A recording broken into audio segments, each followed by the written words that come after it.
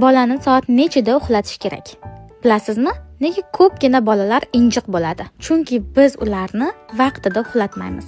Aslida 8 dan 11 gacha bolaning asab tizimi tiklanadi. Bu paytda miya tinchlanadi, melatonin ishlab chiqaradi va bola kun davomida o'rgangan narsalar saqlanadi. Agar bola kech uxlasa, organizm charchaydi. Bu shunchaki kayfiyat emas, bu fiziologiya.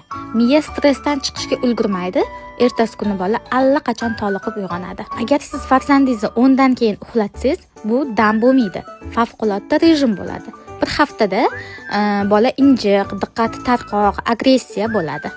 Men buni shaxsan o'zimning farzandimni sinab ko'rdim.